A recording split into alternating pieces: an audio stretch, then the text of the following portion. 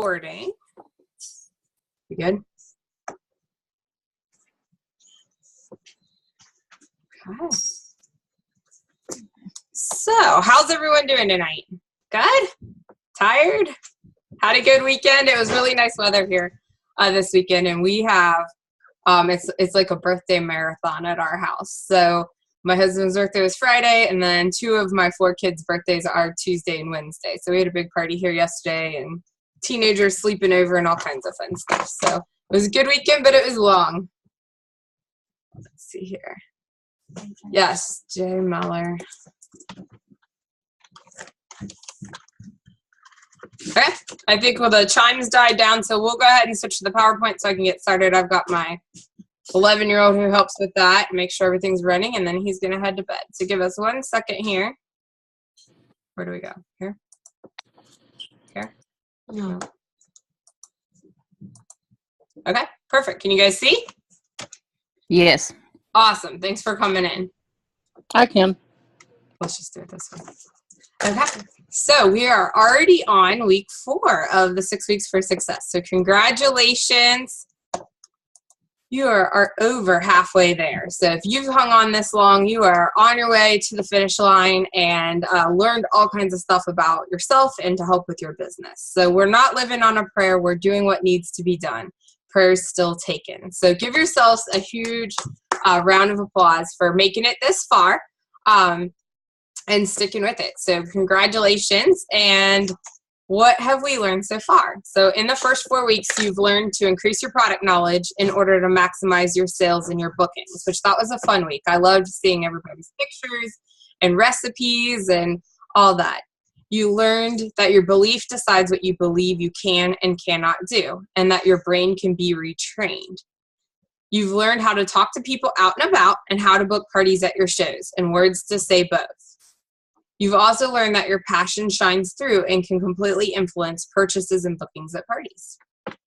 You've learned last week that you have to host coach effectively to keep your sales high, your bookings at every party, and a constant pool of leads. You learned that your skills will make a huge difference in every party. When you know your product, you can sell your product. When you know what you say and you know how to respond to objections, you can turn your maybes into yeses. Tweaking your host coaching skills will give you bigger parties and much better results. Host coaching is where you earn your party or your paycheck, and the party is where you picked it up. So who here has added or changed something with their host coaching since last week?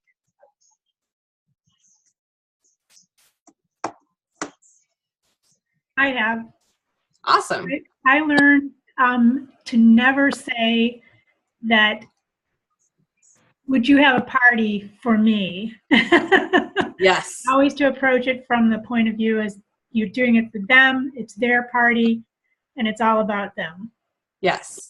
Yes. And I think that that is a huge takeaway.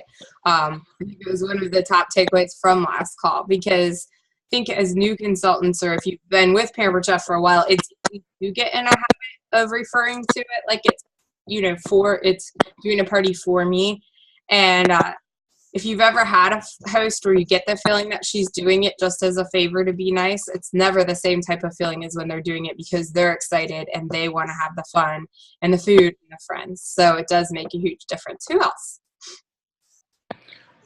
Chantel, I was just host coaching one of my virtual party hosts just the other night, right after we kind of got off of our call on Sunday, and actually maybe it was Wednesday. But anyway, I just kind of used the 5-15-5 kind of outline that we used, and it kind of made it made my host a little bit more excited about having the chance of making sure that even after the party, she would get more sales. I love it. Awesome. Yes. And, some people do well with like a checklist or numbers. So knowing what the formula for success is, no host books a party with the goal that it not be successful. So knowing that formula can really help them be more excited because they know what to do. It's like a roadmap for success. So that's an awesome takeaway. So did you have any questions about host coaching? Did you make any videos this week to help host coach? Are you scared to make videos? And did you print off a fridge reminder sheet yet? Which I know Susan did the call. I think she may have talked about the host coaching form on Consultants Corner if you started using that. So who here, did anyone make any videos? Anyone scared to make videos? I see Dawn shaking her head. Yes. Okay. Me. Who else? Did I hear a me? You did. It's Jimmy. Okay. So the thing with the videos is you just have to do it. They don't have to be perfect. But the more you stay in touch with your host, the more successful the parties will be. So last month, even though I've done thousands of shows, last month was the first month I ever tried the videos. So, you know, as leaders, we always try to do the same things we're challenging our team to do ourselves.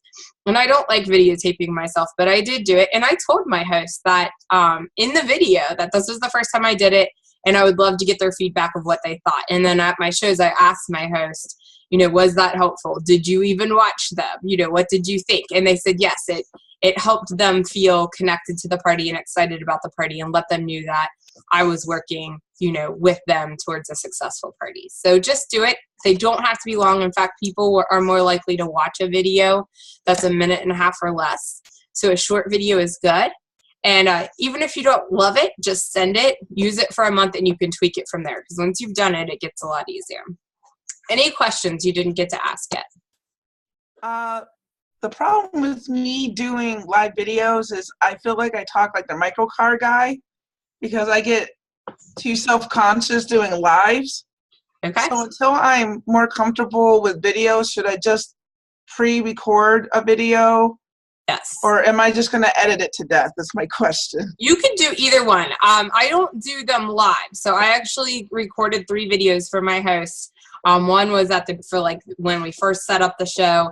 Another one was just to keep them excited, especially if it was a month out, and give them additional reminders to invite people. And then the last one was a short video to remind them to do the reminders for the party. So I saved those and uploaded them to YouTube so I can reuse them over and over. So that gives you the opportunity to edit if you want.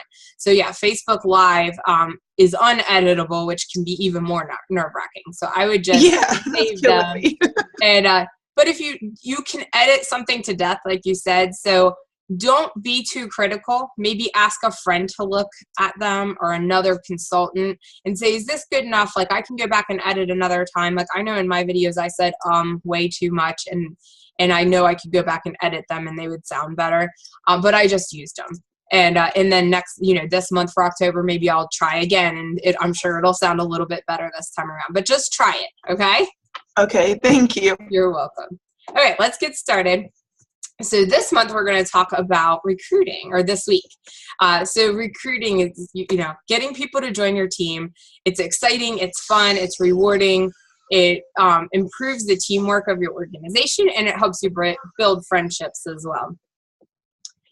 So who here has ever recruited anyone? You can just kind of wave your hand because I know a lot of you guys are muted. Recruiting is just a conversation, and that's something we say on our team all the time. There's no perfect thing you could say to someone who's not interested, and there's nothing really wrong you could say to the person who's going to sign. You're just helping the potential consultant decide if this is something for them. Okay, it's just that simple. And I know on our team we've talked a lot about what holds people back from adding somebody to their team, and we found that the common thing is 3 fears. It's a fear of not knowing how to get them signed up. It's a fear of not knowing who to sign up, and a fear of how do you help them get off to a strong start once they are signed up. So I saw a couple heads nodding, but does anyone here agree, or is there anything else that has held you back if you've never recruited? Anyone want to throw anything out there that I didn't list? Okay. It's just a conversation. So you're not twisting somebody's arm. You're not trying to force them into do something they don't want to do. You're just going to ask them what Pampered Chef could do for them, and then guide them to how it could help them with a solution to something that they need or want. And then it's up to them to sign. So you're not trying to twist somebody's arm or find somebody. And It's really pretty simple. So for the fear of how to get them signed up, anyone here signed up very recently, like in the last 90 days? The websites are very simple. I tell my hosts and recruits, it only will take you about a minute or two. You're just going online and ordering your kit. So the actual how-to, that fear of how-to is very simple. You send them to your website. Sometimes if they're not logged in, it asks for your consultant number. So I always just text them my consultant number in case it asks them for that. And then I say, text me as soon as you've ordered your kit. And I do like to use the phrase ordering your kit because it is simple. So why make it complicated? The fear of how do you get them off to a strong start and train them?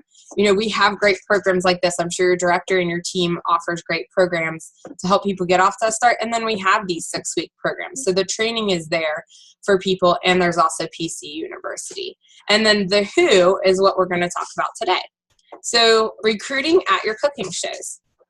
You want to look for red flag questions, which we'll talk about in a second. You want to notice and interact with people who get there earlier, stay late. So on the call last week, they talked about with host coaching, part of that is at your parties, and being ready when people walk in the door and saying hi to people. You're going to learn a lot about people. You may find out that they're, looking for some extra money, or they don't like their job, or you might just notice that they're a really fun person. If people offer to help, let them. And that's something that sometimes I struggle with. It's like, no, I got this. It's a whole system that I do. But those people that offer to help, those are actually recruit leads because they're comfortable and confident walking in and offering to help. Tell your story, which we'll talk about on this call as well. And then sometimes those hecklers in the crowd, and you're like, why are they even here? Well, those are people that could actually be really good take charge people and be good for your team. They might just take off with a running start because they have a lot of confidence from the get-go. And the fortunes and the follow-up. So you follow up with those who have commented a lot, people who share a lot about the products, people who have a lot. You want to follow up with them both in the full service checkout, and if they take information home or show interest, then you want to also set a time to follow up on your calendar as well. Okay, red flag questions. You will find at some shows that people start asking these right away. I've had people walk in the door. So how long have you been doing this? How many shows do you do per week? Are there many consultants in this area? Do you do all of your shows at night? Do you get to keep all of those products? Or how do you get products? Does your husband or significant other mind if you do this? And are those bags heavy? Which you may not think is a red flag question, but it actually is, because they're thinking about putting themselves in your shoes and doing this. So I'll run through a couple of them just to give you an idea of how you would answer something like this. How many shows do you do per week? When I get asked that, the answer would be, I have some consultants on my team that would do 1 to 2 shows a month. I have some consultants on my team that do 2 to 3 shows a week. Are you, have you ever thought of doing this? Or if you were doing this, what would be a good fit for you? It's completely up to you. So you turn it back around to a question that's about them. Does that make sense? Okay. Are there many consultants in this area? And what I usually say is, I don't know the exact numbers in this area, but I know that we're looking for consultants right now. And this is a really good time of year to jump in and give something like this a try. And that's true. I know how many people on our team in the area, but I don't know about the other teams. And sometimes I even say, I've been doing this a long time and I never bump elbows with other consultants. So we all work together. And I actually have learned a lot from other consultants in this area. Do you know any consultants? One of the girls on our team likes to say, well, how long has it been since you guys were last invited to a party? And usually the average amount of time in the room is over 5 years. So obviously we're looking for consultants. Do you do all of your shows at night? So they're thinking of scheduling. One of the common fears of giving this a try is how busy people are. And so that question, they're thinking, could I even do this? And so the answer for that would be no. There's actually consultants that do only do parties on weekends. There's consultants that only do parties on weeknights. I personally do a little bit of both because that's what works for our schedule. Or it might be, a question about doing shows on the weekends. And sometimes I only offer brunch shows. Sometimes I only offer afternoon shows. I personally don't offer week and like Saturday evening shows, but there's people on our team who do. So again, the schedule is so flexible. It's completely up to you. What does your schedule look like? And you would follow up with a question about what they do. You might find out they wake up at 4 a.m. and that's why they care about the being out at night. do you get to keep all of the products? So people start for 4 different reasons. It's the extra money, it's doing something fun or something that's for them, the free products, and the flexibility. So when they're asking product questions, that doesn't necessarily mean they're just interested in hosting. They may be interested in doing this because of all the products. So I'll just say, we get to earn the products for free before they even come out. And as a brand new consultant, you get all kinds of opportunities to earn free products. Who here earned a bunch of Pampered Chef dollars in their first 90 days? Anyone? Yeah, Laura, awesome. Does your husband or significant other mind if you do this? So again, that's a scheduling question, and some people have significant others that are like, do whatever you want. Or some people have significant others that are very supportive when somebody tries something new. And some people don't have that. So keep that in mind when you respond. So I'll usually say, my husband wasn't really sure much about this when I first started, but once I earned our first trip, the first question he had was, when's the next trip? So, everybody's situation varies, but you want to ask them, what kind of concern do you think they would have? And I usually do that during the full service checkout, not necessarily in a crowd with a lot of other people. But, if they need to check with their significant other, I'll say, well, what do you think he's going to ask? Or what kind of concern does he have? And then, are those bags heavy? So it's a good idea to keep in mind that you want to not overpack, because if you're coming in and you look like a hot mess and you're making 6 trips out to the car, that makes your job look like a lot of work. So your goal is to come in 1 to 2 trips, make it look easy, make your bags compact, don't bring a lot of extra stuff. But again, they're thinking like, how much work is this? What would I have to do to be a Pampered Chef consultant? So I usually say, my bags are usually tucked away at this point. So I'll just say, no, actually I brought all these products in just 2 bags and my paperwork bag. We used to bring a lot of stuff, but now we really just bring what we need for the party. So it's quick, easy, and fun. So, response like that. I have a question. Yes. I think what has ruined me recruiting is they always say, I always get the ones that are interested that don't have a supportive partner. So what's a good thing to say to encourage them? Because maybe if, they sign up and, their partner's not really understanding direct sales, but they're doing awesome, maybe they'll flip around and be supportive with their wife or girlfriend. I think that's one that you have to be somewhat sensitive with, because every relationship's different. I know I've heard like at some director meetings, is it easier to ask for permission or beg for forgiveness? And in some relationships that may actually work. So if you're getting the sense that this person's a pretty confident person and they're pretty into it, you may be able to say that. But I know I've worked in some groups where they would be really horrified, like if you said something like that. So I think it is something that it's not going to be a one size fits all answer. The biggest thing is to ask enough questions to try to clarify what the concern is. So that's when you're recruiting, there's no conversation that's exactly alike, because all the answers are going to be different. So if I said to you, Laura, hey, you would be so great at this and you just loved all the products and have you ever thought of doing something like this or being a consultant? And you said, yes, sure. But I'm not sure if my husband, I don't know. We've talked about this before and he doesn't like this or he's not into this. I would ask you, so what kind of questions do you think he had? Or, have you had a bad experience in the past? That would be my number one, is if you had a bad experience in the past. And if the answer was yes, I would say, ask them what happened. And then address that. If it was, I got a lot of money tied up in another company and I never made money, then I would say, well, we don't have any inventory that we hold our money in. So every time it's going to be different, but I would be asking a lot of questions, not trying to give a lot of information. Does that make sense? Yes, thank you. Awesome. And Jimmy, I know that was a little bit of a conversation that we had. I don't know if you can come on for a second or not. I don't see on my screen before you signed up. Are you able to come on for a quick second? I'm here. Okay. So I think that was one of the concerns we had was, your success level and, if your husband was completely on board. So do you remember anything we said or talked about that was helpful? I think the most part was for him, like actually experiencing it and being there, like at Kathy's party.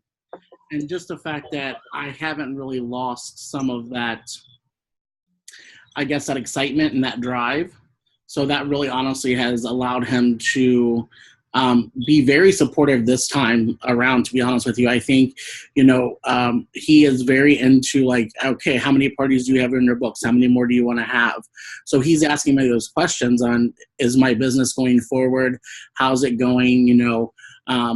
And we just even had a conversation the other night about, okay, so I will keep your books and you give me your receipts and I will make your Excel spreadsheet, so forth and so on. So it's became a very good partnership. Unlike the time before, there was a lot of things going on at that time too, I think. But he has definitely been a lot more gung-ho and supportive, about me being in Pampered Chef. So, and I think if I remember when we just chatted about it, I just asked you a lot of questions about, what their concerns were, and we just addressed each one individually. Does that sound pretty accurate? Okay. Awesome. Thanks for sharing. Okay. Your story. You've probably heard this, but who here is always telling their story every time? I don't care whether you do virtual shows or cooking shows. Anyone? Okay. This is actually really important. And I think it's like the videos. We get worked up in our own head about it, and it can be very, very simple. So why you started with Pampered Chef. So whether you're new, you've been with Pampered Chef for a long time, your story is going to be different than everyone else's because it's your story. So my personal story is I started to pay a medical expense our daughter had. And then why you stay with Pampered Chef. I stay because of the flexibility. So when I first started, I had 2 kids, a 15-month-old and a 6-week-old, and I needed to pay this medical expense. And this allowed me to avoid daycare. Now that we have 4 kids and they're 14 down to 8, I've stayed as long as I have for the flexibility, because even though I don't have babies at home anymore, life has not gotten less crazy. So I have the ability to take the kids their forgotten lunches or deal with snow days and sick days. And in the summertime, I get to be home with them and do pool days and that kind of thing. And then what you're excited about next, and that could be any goal. So I always have my next goal, whether it's promote to executive team or work with new people. But your story is going to sound different. So why did you start with Pampered Chef? If it was the extra money, what was it for? That's going to be relatable to a lot of people in the room. Why do you say? It could be anything. It could be because you're having fun. It could be because you're making money. It could be because you're earning the products. It could be whatever is a good fit for you and what you're excited about next.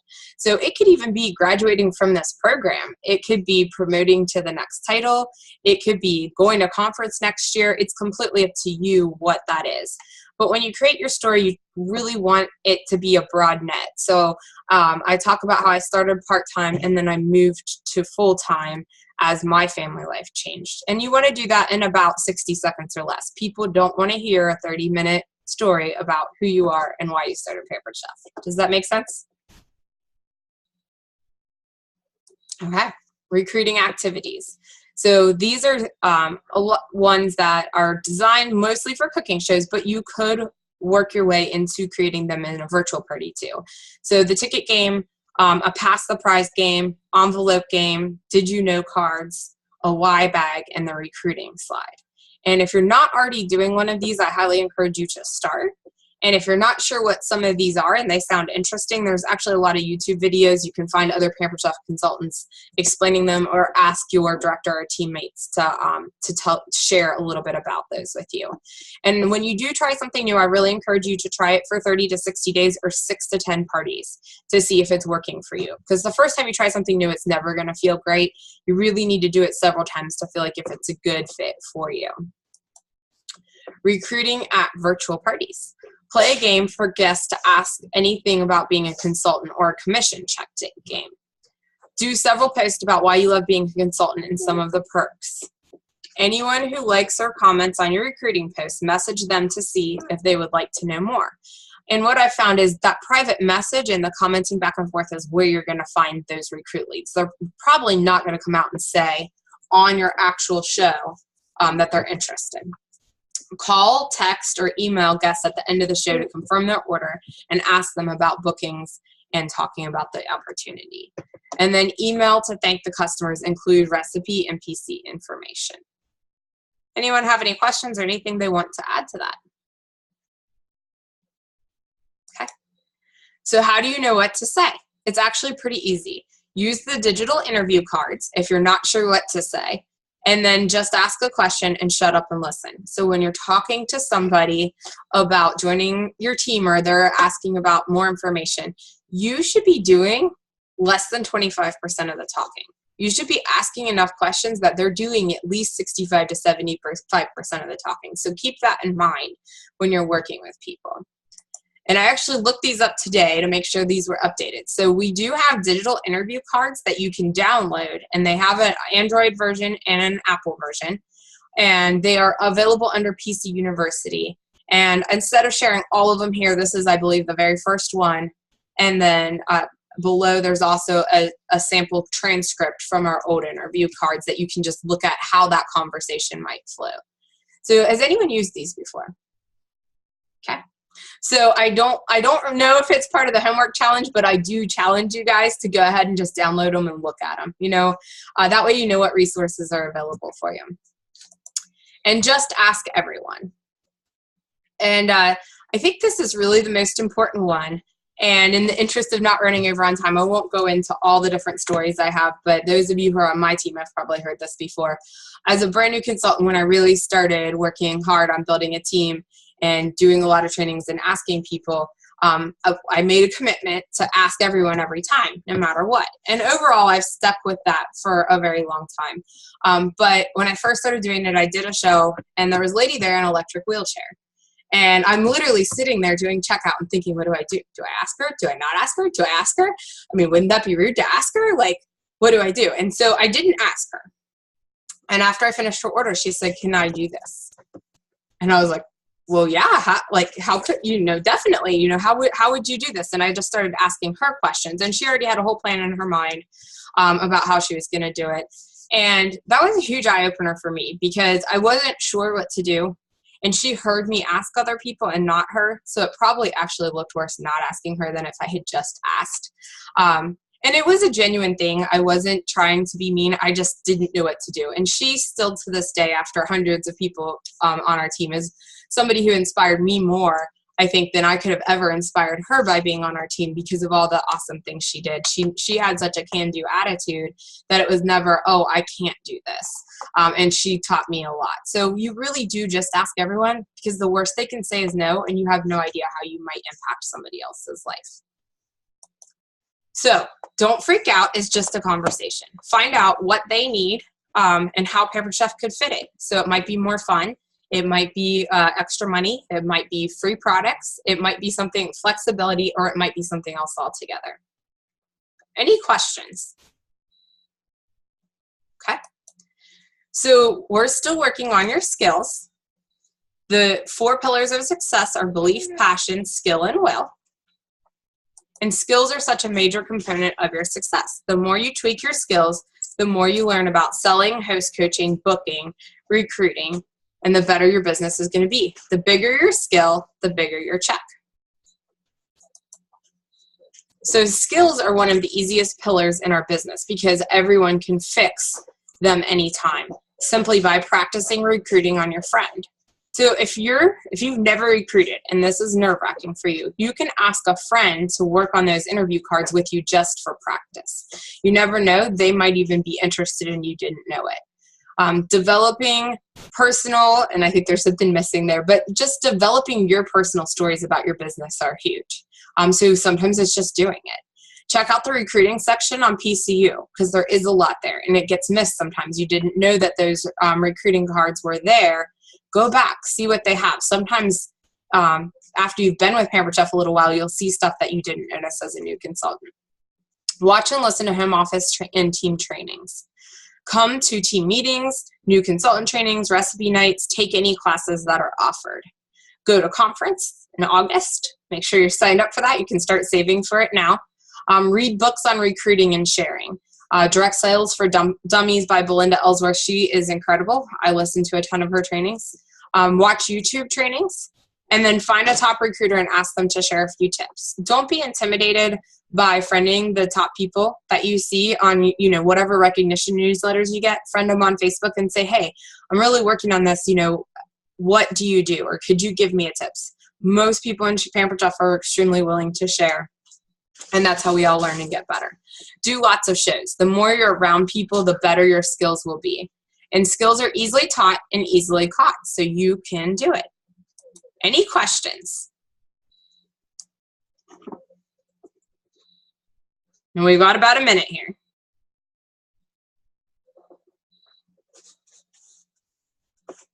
No? Got them all?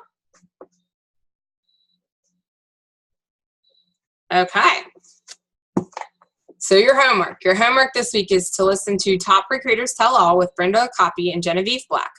We'll post it on the event so you have it, but you're going to go to PC University Recruiting, Peer Sharing, share with your recruiter at least 5 takeaways, and fill out your Google form with your homework link. And then just keep doing the same things you're doing. Commit to booking new shows, host coaching calls, set up a follow-up with your recruiter. How many leads did you get? How many bookings did you get? You guys should be old hats at this. What were the sales? What did you have trouble with? And what one brag do you have this week? So you're just going to keep doing what you're doing. And I know sometimes at this 4-week mark, you feel like, yes, this is awesome. Everything's going right. And sometimes at the 4-week mark, you feel like, I've been doing all these things for 4 weeks and I'm not seeing enough. I see Dawn shaking her head. I'm not seeing enough results. And the truth is, we all feel that way sometimes, but this is where you want to push through, keep going, because the results are around the corner. And if you stop too soon, you won't get to see the results that you've been working for. Okay. So thank you. Thank you for attending. We did it pretty much right on time. If you have any questions, feel free to post on the event. I'll get the homework up and then post anything else that I'm supposed to post. But thank you for joining me on Sunday night. I hope you have a great rest of your night, and go out and talk to some people and have just a conversation for the rest of the week. And it's a 50% off rebate. Yes, Cora, thank you. Yes. Would you be able to post that on the event just so people had an image to see? Yes. You mind doing that? I will do that. Thank you, Cora. Thanks. Have a great night, you guys. Thank you. Thank you. Good night.